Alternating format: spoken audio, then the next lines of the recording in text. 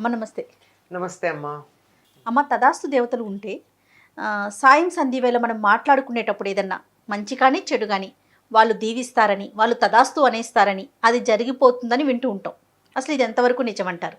ఉన్నారని మన వాళ్ళ విశ్వాసం అమ్మా. ఆ, ఆ, చారణులు మొదలైనటువంటి పేర్లతో వీళ్ళని మనం చెప్పుకుంటూ ఉంటాం. ఆహా. అంటే ఆకాశ మార్గంలో అలా తిరుగుతూ ఉంటారట. వాళ్ళు ఎప్పుడూ కూడా మంచి జరగాలని, మనకి మంచి జరగాలని కోరుకుంటూ తధాస్తు తధాస్తు తధాస్తు అంటారు. అంటే అట్లాగే అగుగాక, అట్లాగే అగుగాక, అట్లాగే అగుగాక అని. దీనికి ఇంగ్లీష్లో కూడా తగిన మాటే ఉంది, సోబీయిట్. క్రైస్తవ సంప్రదాయంలో సోబీయిట్, లేకపోతే దాన్ని ఇంకొంచెం బిబ్లికల్ లాంగ్వేజ్లో చెప్పాలంటే ఆమెన్. దానికి కూడా అర్థం అదే. అదే అందుకని ఏదైనా ఒక మంచి భావన కనుక ఉన్నట్టయితే అది అట్లా జరగాలి అని అంటూ ఉండేటటువంటి మాట. అటువంటిది అనేవాళ్ళకి ఈ ఈ మంచి జరగాలని కోరుకునేటటువంటి భావనలు ఏవైతే ఉన్నాయో వాళ్ళకి అధిదైవతాలుగా మనం తధాస్తు దేవతలు అంటే తధాస్తు అంటూ ఉంటారు కనుక ఆ శక్తులకి ఆ తధాస్తు దేవతలని పేరు పెట్టుకున్నాం. సాధారణంగా చారణులు మొదలైనటువంటి వారు ఆకాశ మార్గంలో నిరంతరం సంచరిస్తూ ఉంటారని వాళ్ళనే తధాస్తు దేవతలు అంటూ ఉంటారని మనకు మన పెద్దవాళ్ళు చెప్పినటువంటి మాట. వీళ్ళు ఎక్కువగా సంచారం చేసేటటువంటి సమయం అసుర సంధ్య వేళ.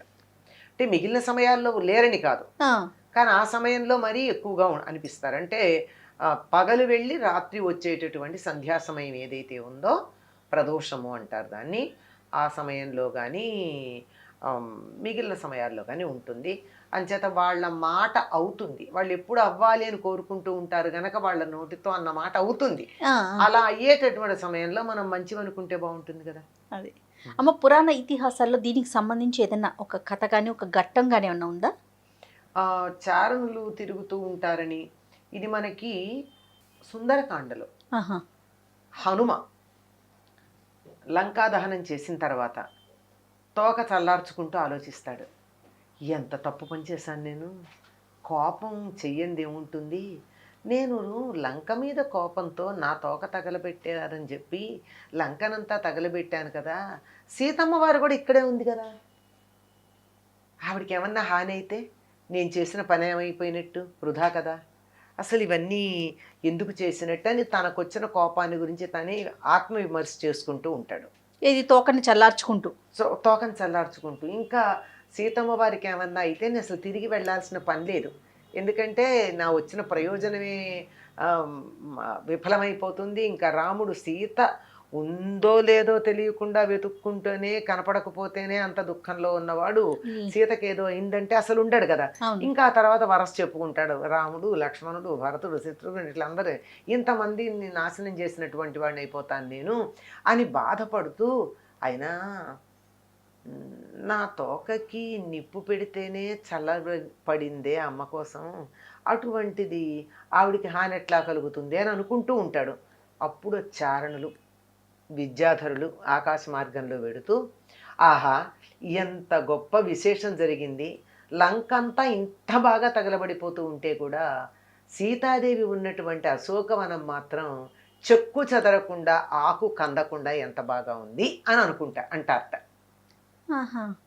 అంటే అమ్మయ్యా అని, నిజమే కదా, నేను ఎంత తెలివి తక్కువగా ఆలోచించాను, మంగళములకు మంగళం కలిగించేటటువంటి సీతాదేవికి అమంగళం కలుగుతుందని ఎట్లా అనుకున్నాను, నేను బుద్ధిహీనుండని మళ్ళీ తన్ని తాను అనుకుని ఆవిడ దర్శనం చేసుకోవడానికి బయలుదేరి పెడతారు. ఇట్లా ఆకాశ మార్గంలో తిరుగుతూ లోకం అంతా బాగుండాలని చెప్పి మంచి మాటలు ఇక్కడ మంచి మాటలు మాత్రమే చెప్తూ ఉండేటటువంటి దేవతలు వీళ్ళనే తదాస్తు దేవతలని కూడా పెద్దవాళ్ళు అంటూ ఉంటారు. ఓకే. తర్వాత ఇంట్లో ఏదైనా అల్లరి చేసినా సహజంగా పెద్దవాళ్ళు తిడుతూ ఉంటారు కదమ్మా, ఆ తిట్లు అవి కూడా ఒకవేళ ఆ టైంలో తిడితే పిల్లలకి శాపనార్థాలుగా తగులుతాయంటారా? అంటారమ్మా. ఎందుకంటే అట్లా అంటే అన్న వీళ్ళ నోళ్ళు అదుపులోకి వస్తాయని. కారణం ఏమిటంటే సాధారణంగా కన్న తల్లి నాలుక చివరి నుంచి అంటుంది తప్ప ఇక్కడి నుంచి అనదమ్మా. ఆవిడ అనే మాట ఎక్కడి నుంచి ఉంటుంది, వాడు బాగుపడాలి కొడుకో కూతురు అనే ఉద్దేశంతో అంటుంది అన్నది నాలుక చివరి నుంచి వస్తుందే తప్ప కడుపులో నుంచి రాదు. కనుక మా తల్లి తిడితే పని చెయ్యదు అని అంటారు కానీ ఒకటే మాట నిరంతరం నిరంతరం నిరంతరం అంటూ ఉంటే మాత్రం అది అవుతుంది, అయ్యే అవకాశం ఉందంటారు. దానికి ఏమంటారంటే తథాస్తు దేవతలు ఉంటారు, నోట్లోంచి ఎప్పుడు చెడ్డ మాట రాని, మంచి మాటే రాని. వాళ్ళు తథాస్తు అట్లే జరుగుగాక అన్నారు అనుకోండి, నీకు పరీక్షల్లో మంచి మార్కులు వస్తాయి చదువుకో, మంచి మార్కులు వస్తాయి చదువుకో అనాలి కానీ నువ్వు మార్కులు రావు నువ్వు చదవకపోతే. రెండిటికి ఒకటే అర్థం. అవును కదా. అందుకని మనకి పాజిటివ్ వే ఆఫ్ టాకింగ్ నేర్పించడానికి చెప్పడం ఒకటి ఉంది. నిజం కూడానమ్మా, మనం 100 సార్లు ఒక మాట అంటే తప్పనిసరిగా జరుగుతుంది. మాటకి భావనకి శక్తి ఉంది కదా, ఆలోచనకి శక్తి ఉంది, శబ్దానికి శక్తి ఉంది. ఆలోచిస్తూ అన్న శబ్దానికి ఇంకా శక్తి ఉంటుంది.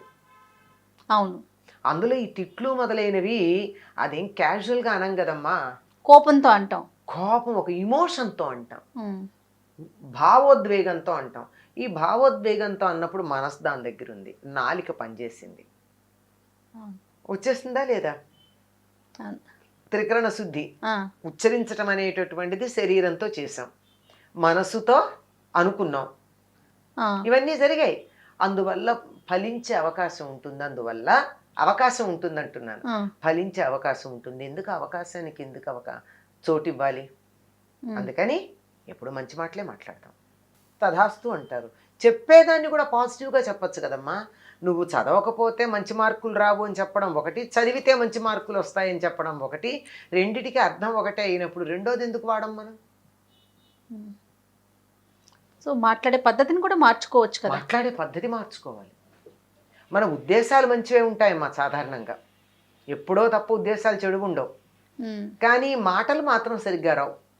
అవునమ్మా, మనసులో ఒకటి ఉంటుంది కానీ మాట్లాడే విధానం వేరుగా మాట్లాడేస్తూ ఉంటాం కదా. అందుకని ఆ విధానాన్ని కూడా మార్చుకోవాలి. అందుకే మాట్లాడడాన్ని నేర్చుకోవాలని చెప్తారు.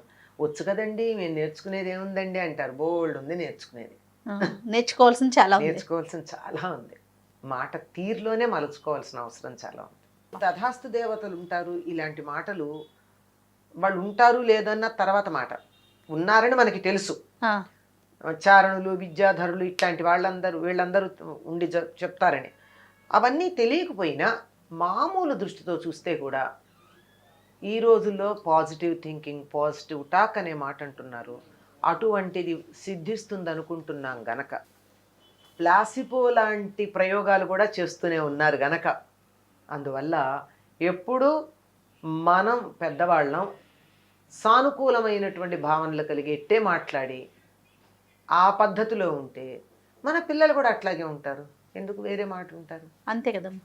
ఆవు గట్టున మేస్తే దూడ, ఆవు చేలో మేస్తే దూడ గట్టున మేస్తుందా అని అంటారే, అట్లా పెద్దవాళ్ళని బట్టే పిల్లలు ఉంటారు గనక మనం జాగ్రత్తగా మాట్లాడుతూ వాళ్ళని కూడా జాగ్రత్తగా మాట్లాడేటటువంటి పద్ధతిలో ఉంచటం.